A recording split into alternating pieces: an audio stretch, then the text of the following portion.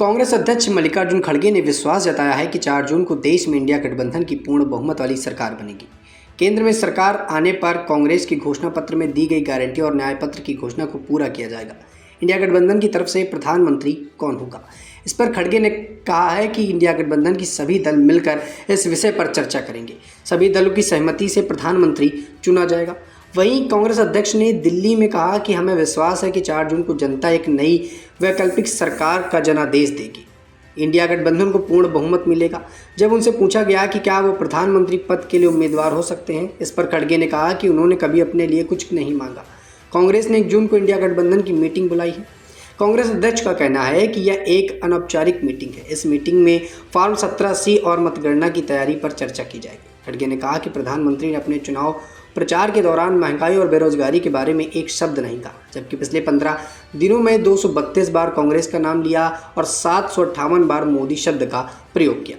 कांग्रेस अध्यक्ष ने बताया कि बीते 15 दिनों में प्रधानमंत्री ने अपने भाषणों पर 573 बार इंडिया गठबंधन का नाम लिया, 421 बार मंदिर मस्जिद की बात की, 244 बार मुस्लिम पाकिस्तान अल्पसंख्यक की बात की। लंबे समय तक ये चुनाव याद रखा जाएगा। ये चुनाव इसलिए याद रहेगा क्योंकि इस चुनाव में देश का हर नागरिक धर्म, जाति, पंथ, क्षेत्र, लिंग और भाषा को भूलकर लोकतंत्र और संविधान को बचाने के लिए एक साथ आया है।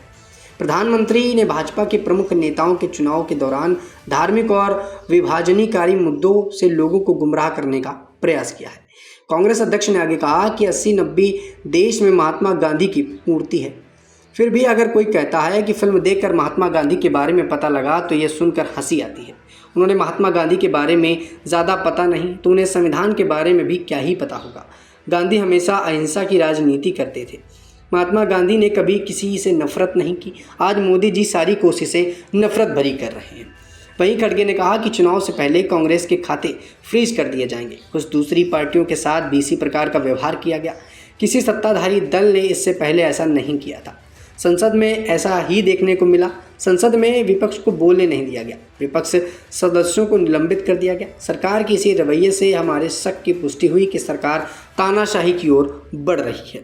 बता दें कि मल्लिकार्जुन खड़गे ने यहाँ पर अपने प्रधानमंत्री पद के दावेदार की बात भी कह दी और यहाँ पर पीएम मोदी पर भी जमकर निशाना साधा। और उनका ये मानना है कि 4 तारीख को पूर्णतः इंडिया गठबंधन की सरकार बनेगी और सरकार बनते ही ये तय किया जाएगा कि आखिरकार उनका प्रधानमंत्री कौन होगा।